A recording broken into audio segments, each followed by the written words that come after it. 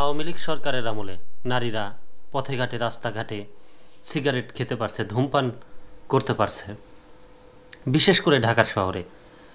অন্তর্বর্তী সরকারের আমলে সেটা পারছে না। কেন বললাম? গতকালকেই মোহাম্মদপুরে, ঢাকার মোহাম্মদপুর বা আড়ংয়ের পিছনে একটা গলিতে একজন মহিলা বা একজন মেয়ে ওপেনে সিগারেট খাচ্ছিল। স্থানীয় লোকজন তাদেরকে উচ্চবাচ্য কথা বলে এবং পরবর্তীতে হট্টগোল তৈরি হয়। হট্টগোলের পরে ওই মেয়েকে থানায় পুলিশের হাতে তুলে দেওয়া হয়, শুধু একটা সিগারেট খাওয়া নিয়ে। আজ থেকে 7-8 বছরের আগের একটা কথা বলি। ঢাকার রবীন্দ্র সরোবরে সাব্বির অর্ণবের একটা শর্ট ফিল্ম হয়।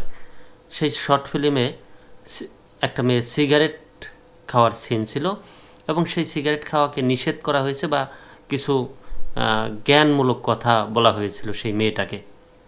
সেই শর্ট ফিল্ম এক রাতের মধ্যে মিলিয়ন ভিউজ হয় এবং পরের রাতে সেই শর্ট ফিল্ম বন্ধ করে দেওয়া হয় ঢাকা কপিরাইট অফিস থেকে, বা কপিরাইট অফিসে কমপ্লেন করা হয়। কেন? কারণ সেখানে মেয়েকে ছোট করা হয়েছে। মেয়েরা কেন সিগারেট খেতে পারবে না রবীন্দ্র সরোবরে বা ওপেনে, এমন কারণেই সেই শর্ট ফিল্মটা বন্ধ করে দেওয়া হয়। এই কারণেই বলছি যে অন্তর্বর্তী সরকারের আমলে কি মেয়েদের ক্ষমতা কমে গেল নাকি? বিস্তারিত পড়ব। স্বরাষ্ট্র উপদেষ্টা কি বলেছেন? প্রথম আলোর খবর। পাবলিক প্লেসে ধূমপান নারী পুরুষ সবার জন্য অপরাধ, স্বরাষ্ট্র উপদেষ্টা। এটা একমাত্র আমাদের বাংলাদেশেই নাই এই আইন।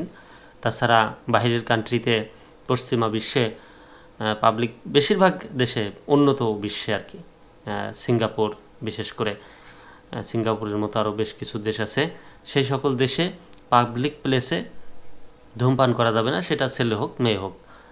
স্বরাষ্ট্র উপদেষ্টা তেমনই একটা কথা বলেছেন। পাবলিক প্লেসে ধূমপান নারী পুরুষ সবার জন্য অপরাধ, স্বরাষ্ট্র উপদেষ্টা। পাবলিক প্লেস বা জনপরিসরে ধূমপান নারী পুরুষ সবার জন্য অপরাধ বলে মন্তব্য করেছেন স্বরাষ্ট্র উপদেষ্টা lieutenant general of Jahangir Alam Chowdhury. কেউ যেন উন্মুক্ত স্থানে ধূমপান না করেন সেজন্য সবার প্রতি অনুরোধ জানিয়েছেন তিনি। রাজধানীর লালমাটিয়ায় গতকাল শনিবার সন্ধ্যায় 2 তরুণীর ধূমপান ঘিরে উত্তেজনা এবং শেষ পর্যন্ত তা থানা পুলিশে গড়ানোর ঘটনা প্রসঙ্গে সাংবাদিকদের এসব কথা বলেন উপদেষ্টা।